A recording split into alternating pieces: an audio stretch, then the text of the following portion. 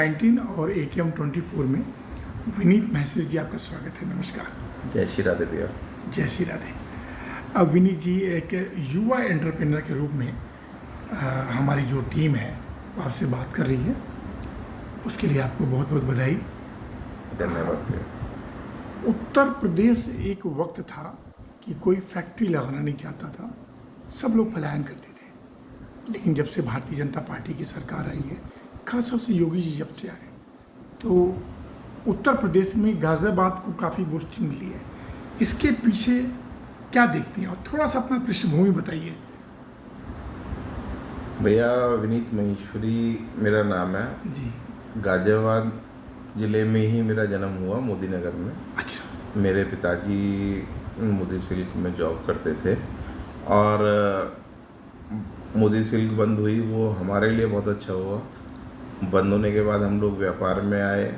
खुर्जा में पापा ने व्यापार स्टार्ट करा और हम जब मोदी नगर में थे जब से ही हम बीजेपी में जुड़े हुए हैं। अच्छा। और बीजेपी में लास्ट चेयरमैन जो थे वो मेरे मामा ही थे इस समय, मोदी नगर के जो थे अशोक महेश्वरी जी। मेरा आज की तारीख में यदि ये कहें, समय पर चेंज करने के बाद मेरा आज की तारीख में मैंने ये मैन्युफैक्चरिंग यूनिट डाली है, टैप्स की मैन्युफैक्चरिंग।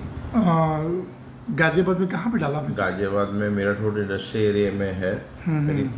मैं मतलब इस मंच पर बोलूँ अच्छा नहीं है, मैं इस समय आपने जो क्वेश्चन करा है उसका ही जवाब देता हूँ कि बीजेपी के आने के बाद से गाज़ियाबाद में बहुत सुधार हुए हैं। गाज़ियाबाद में लोग बाग व्यापार करना तो बहुत छोड़, रहने में भी सेफ नहीं समझते थे अपने आप को। एक टाइम था कि बहुत ज़्यादा किडनैपिंग और ये सारी चीज़ें, एक व्यापारी वर्ग छुपके ही रहना चाहता था, पर्दे कुछ ना कुछ। पर अब ये मुकाम आ गया है कि आदमी अपने को खुल के जी सकता है। बाहर की इंडस्ट्रीज भी इंडिया में मतलब यूपी को एक अच्छी नज़र से देख रहे हैं और यूपी में आके काम करना भी चाहते हैं। एक समय था कि गाज़ियाबाद में लोग बाग राजनगर वगैरह के साइड के लोगों का अपना पैसा जो भी होते हुए भी अच्छी गाड़ी भी नहीं रख सकते थे कि डर लगता था कि किडनैपिंग ना हो जाए। पर अब कम से कम इस मुकाम पर तो हैं हम लोग, ये किडनैपिंग और इन सब चीज़ों से बचने की वजह से सेफ हैं। और बीजेपी ने जो आके करा है वो शायद आज तक कोई सरकारें नहीं कर पाई, क्योंकि सड़कों का इंफ्रास्ट्रक्चर इतना अच्छा बन गया, जाल जो पूरे भारत में बन गया है, उस वजह से सारी जगह जाने की दूरियां, एक समय था कि अलीगढ़ तक भी जाना है तो 5-5 घंटे का समय लगता था। और आज की तारीख में घर से सोचो और पहुंचते दिखाई देते हैं हम, पौने 2 से 2 घंटे में अलीगढ़ पहुंच जाते हैं गाज़ियाबाद से। तो ये सब चीज़ें बीजेपी ने जो हमें दे दी हैं वो शायद आज तक किसी सरकारों ने सोचा भी नहीं था।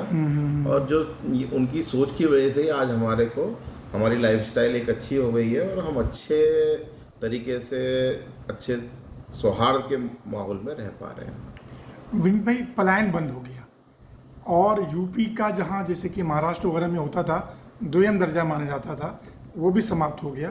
इसका पूरा श्रेय योगी जी को देंगे?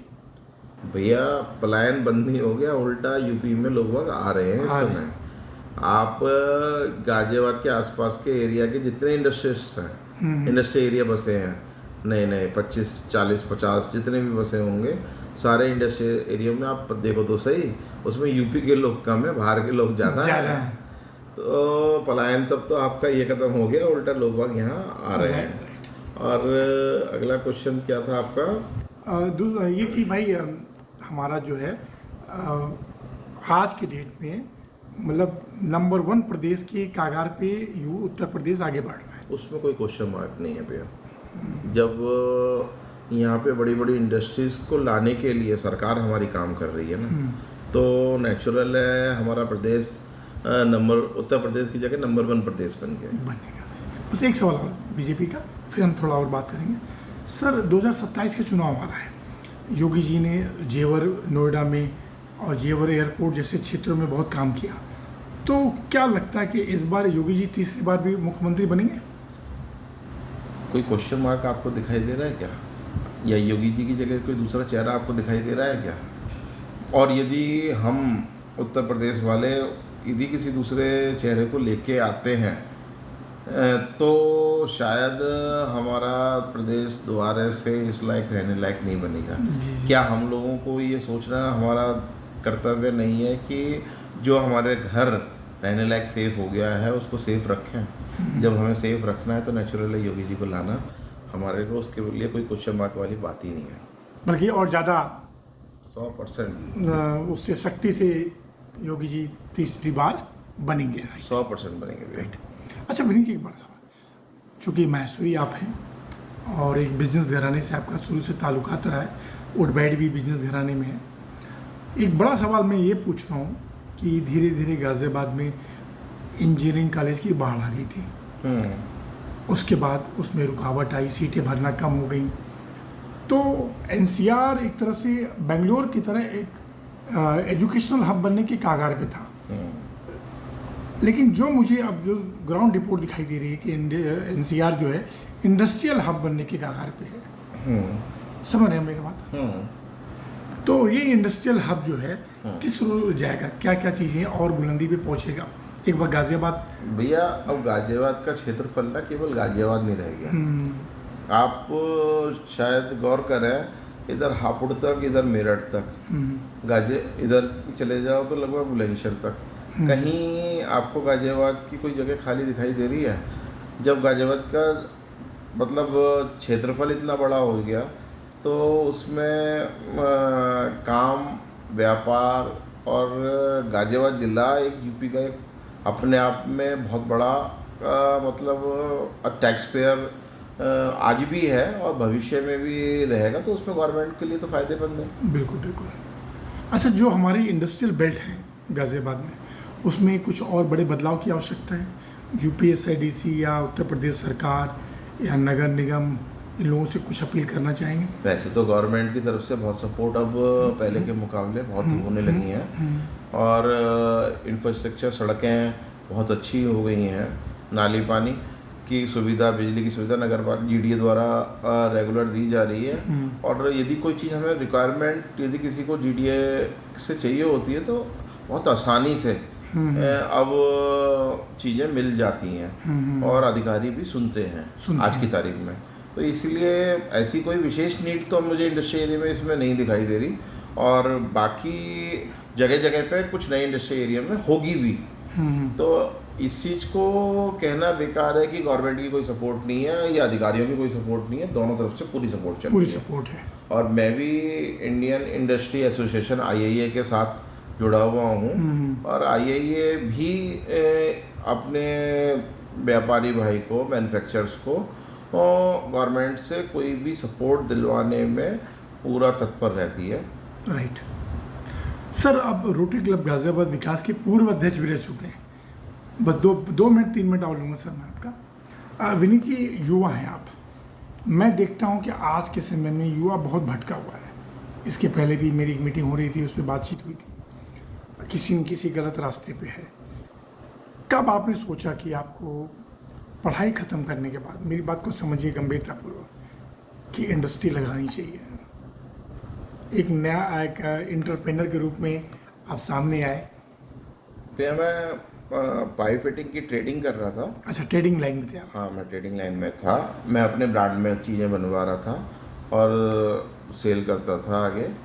धीरे धीरे करके पहले नोएडा गाजियाबाद में होलसेल कर रहा था, फिर नॉर्थ में मैंने पूरा अपना फैलाना चालू कर दिया। अब मैं आज की तारीख में मैन्युफैक्चरिंग में आ गया हूँ और अब मेरा क्षेत्रफल देश क्या विदेश भी है। मेरे पास ऐसी क्वालिटी है कि मैं उसको एक्सपोर्ट भी कर सकता हूँ। अच्छा। और गवर्नमेंट की तरफ से भी एक्सपोर्टर को बहुत सपोर्ट मिलती है, तो मैं भी उन गवर्नमेंट की सपोर्ट्स को आगे भविष्य में जल्दी लेना चाहूँगा। सर, किस नाम से ब्रांड आपका है? मेरा कैच के नाम से ब्रांड है। अच्छा। और क्वालिटी को लेके भी मैं किसी इंडिया में चलने वाली किसी भी लोगों के नज़र में जो बहुत ज़्यादा मानते हो कि बहुत अच्छी क्वालिटी है, उनसे मैं पूरी टक्कर लेके उन्हीं क्वालिटियों का माल बना रहा हूँ, जिससे कि भविष्य में मेरा ब्रांड भी किसी न किसी लाइन में उनके साथ हो, साथ कि सबसे कंधे से कंधा मिला के चल रहा हूँ। राइट। नई पीढ़ी को मैं साथ में लेके आया हूँ, अपने बेटे को। अच्छा। और उन्होंने भी संघ में ज्वाइन कर लिया है। बेटे का मैन्युफैक्चरिंग शुभ नाम क्या है? देवांग महेश्वरी। Okay okay. देवांग साथ में ही ज्वाइन कर लिया है, तो उन्होंने वो अपना एक्सपोर्ट की तरफ दिमाग लगाते हैं और नया किस तरह के काम को आगे बढ़ाएं, वो इस तरीके से देख रहे हैं। राइट। अच्छा, जो मैं आपसे बात, भाई इस वीडियो को लोग देखें तो उनके अंदर ये संकल्प हो कि भाई ट्रेडिंग से जाके मैं मैन्युफैक्चरर बन सकता हूँ, ये सच है ना? तो हाँ। उसी समय आपने डिसाइड किया होगा कि मैं एक दिन फैक्ट्री खोलूँगा। मन में यदि ठान लो तो ठाकुर जी साथ देने के लिए तो मजबूर हो जाते हैं ना। जी जी जी जी। ये कहते हैं ना, कायनात भी आके झुकती है आपके साथ। जी। मेरे मन में था तो ठाकुर जी ने मेरा साथ दिया और हम इस मुकाम पे चल रहे हैं। और मैं तो ये चाहूँगा आगे आप सभी का साथ और ठाकुर जी का आशीर्वाद बना रहे, तो आपका भाई भी कहीं ना कहीं आगे साथ में रहे, बड़े मुकाम पर जाना पहचाना जाएगा। लास्ट सवाल, रोटरी क्लब जो गाजियाबाद विकास है, इसके आप पूर्व अध्यक्ष रह चुके हैं। रोटरी क्लब गाजियाबाद बहुत सारे सामाजिक कार्य करता है। एक बार आपसे बातचीत हुई थी। अब जो है विनीत महेश्वरी का एक बिजनेस का तो हमें एक मिल गया कि वो बहुत बड़ी कंपनी बनाना चाहते हैं, लेकिन रोटरी क्लब गाजियाबाद विकास को और क्या कुछ संदेश देना चाहेंगे, किस दिशा में और वो काम करे, किस क्षेत्रों में? गाजियाबाद विकास रोटरी का ही नहीं है, रोटरी गाजियाबाद विकास परिवार की तरह है हमारा। और हमारे परिवार में सब एक दूसरे को सपोर्ट करते हैं, सब एक दूसरे की बात समझते हैं। यदि कोई गलती होती है तो उसे धीरे से उसकी गलती को छुपा के उसे समझा के उस गलती को ख़त्म करवा देते हैं। और नहीं तो सपोर्ट करके हम लोग गाजियाबाद विकास जो है एक अलग रोटरी परिवार में एक अपनी एक अलग पहचान बनाए हुए हैं। और 150 क्लबों में से, डिस्ट्रिक्ट के 150 क्लबों में से एक अपना अलग पहचान है। ये कह सकते हैं कि डिस्ट्रिक्ट के सुपर 10 क्लबों में से भी हमारा एक क्लब है जो गाजियाबाद विकास है। और सर, मुझे पूरा विश्वास है कि आने वाले कुछ ही वर्षों में गाजियाबाद के कुछ गिने चुने ब्रांडों में एक विनीत महेश्वरी का भी ब्रांड होगा। हमारी बहुत बहुत शुभकामनाएं सर। नमस्कार सर।